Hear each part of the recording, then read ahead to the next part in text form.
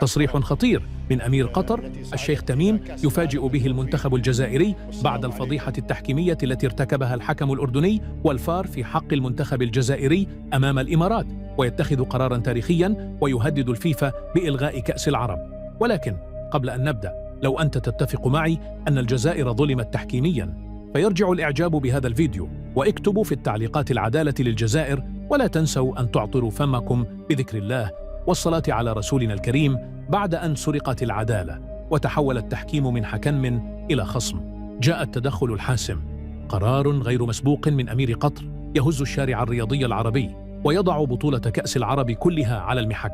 عندما يظلم منتخب بحجم الجزائر لا يمكن للصمت أن يستمر ولا للبطولة أن تستكمل وكأن شيئا لم يكن.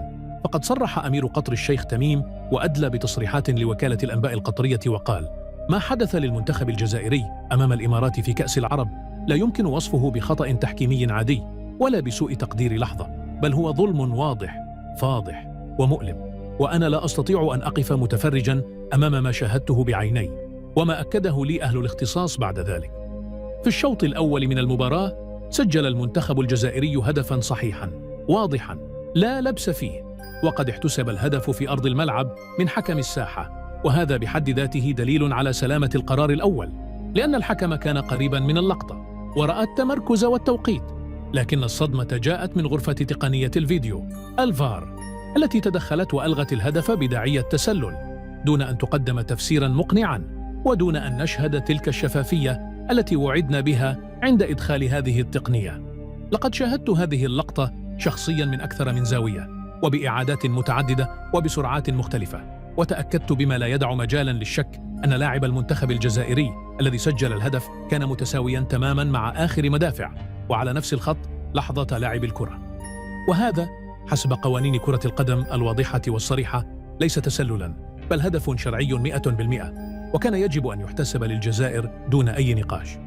ما أدهشني وآثار استغرابي الشديد هو كيف يمكن لغرفة الفار وهي تمتلك عندما يكون اللاعب على نفس الخط وعندما لا يوجد فارق ملموس، فإن مبدأ الإنصاف يفرض احتساب الهدف لا البحث عن مليمترات وهمية لإقصاء فريق.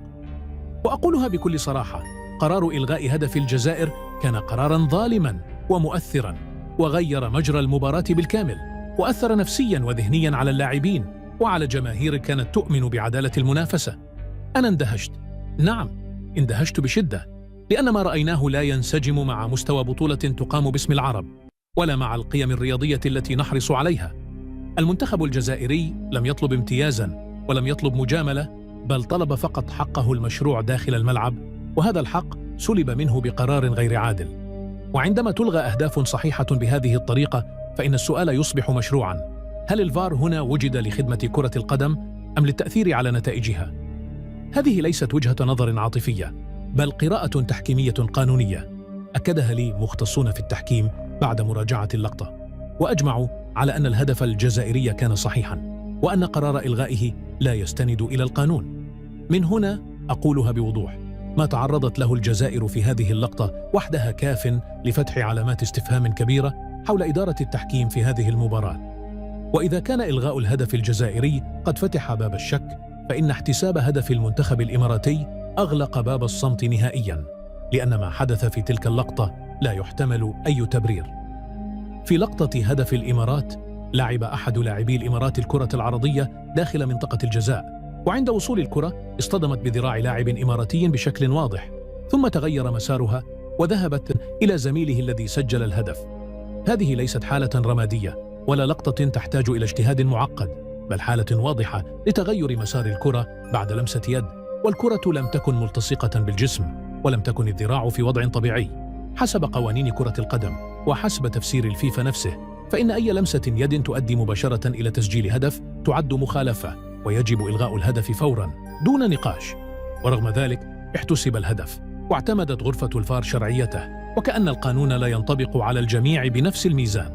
بعد المباراة لم أكتفي بالمشاهدة السريعة، بل سألت مختصين في الشأن التحكيمي، خبراء دوليين وحكاما سابقين، وطلبت منهم تقييم اللقطة بشكل مهني بعيداً عن أي عاطفة. وكان الرد الأخطر من ذلك أن غرفة الفار لم تطلب من حكم الساحة مراجعة اللقطة بنفسه، ولم تمنحه حق اتخاذ القرار النهائي، وهو ما يتعارض مع روح البروتوكول التحكيمي. كيف يمكن لغرفة الفار أن تكون حاسمة في إلغاء هدف صحيح للجزائر ومتساهلة إلى هذا الحد في هدف غير شرعي للإمارات؟ هنا يصبح السؤال مشروعاً، وهنا يصبح الغضب مفهوماً، لأن العدالة لا تتجزأ ولا يمكن أن تطبق في اتجاه واحد. المنتخب الجزائري لم يهزم بهدف نظيف في الملعب، بل هزم بسلسلة قرارات تحكيمية خاطئة. هدف صحيح ألغي، وهدف غير شرعي احتسب، وهذا حسب كل المعايير التحكيمية كاف للقول إن الجزائر تعرضت لظلم تحكيمي واضح في هذه المباراة. أنا لا أتحدث من منطلق الانتماء أو العاطفة، بل من منطلق المسؤولية، لأن البطولة التي تقام على أرضنا يجب أن تكون مثالاً للعدالة، لا عنواناً للجدل. المؤلم في كل ما حدث أن ما تعرض له المنتخب الجزائري أمام الإمارات لم يكن حادثة معزولة، بل حلقة جديدة في سلسلة قرارات تحكيمية مثيرة للجدل رافقت الجزائر منذ بداية هذه البطولة. في مباراة السودان شاهد الجميع قرارات أربكت المباراة وأثرت على سيرها، واليوم نرى المشهد يتكرر في مواجهة الإمارات، ولكن بصورة أكثر حدة وخطورة. عندما تتكرر الأخطاء المؤثرة ضد نفس المنتخب وفي مباريات مصيرية، يصبح من حق أي متابع أن يطرح الأسئلة، ومن واجب المسؤول أن يتوقف عندها بجدية.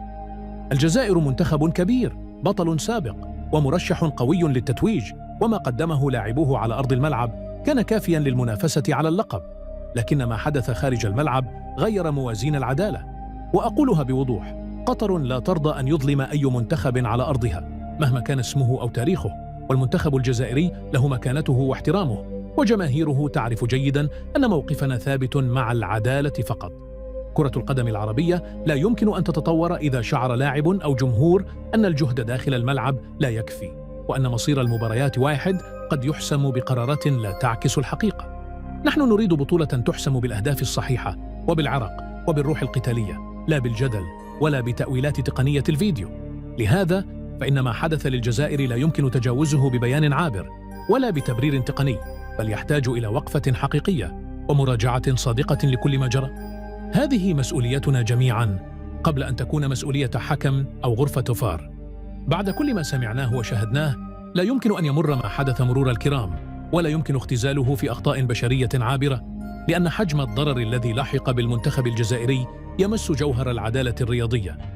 من هذا المنطلق أطالب بفتح تحقيق شامل وفوري في أداء طاقم التحكيم، بما في ذلك حكم الساحة وغرفة تقنية الفيديو، لمعرفة كيف اتخذت هذه القرارات، ولماذا تم تجاهل المراجعة العادلة في لقطات حاسمة. كما أناشد الاتحاد الدولي لكرة القدم والجهات المختصة باتخاذ إجراءات رادعة بحق كل من يثبت تقصيره أو تلاعبه أو إخلاله ببروتوكولات التحكيم، لأن سمعة البطولات العربية على المحك. لا نطلب مجاملة للجزائر ولا نبحث عن إعادة ثلاث كتابة النتائج، بل نطالب بالحق، وبأن يشعر كل منتخب أن العدالة فوق كل اعتبار. إن تجاهل هذه المطالب ومن الممكن أن تلغى بطولة كأس العرب وعدم إقامة مباريات نصف النهائي بما فيها مباراة الإمارات والمغرب.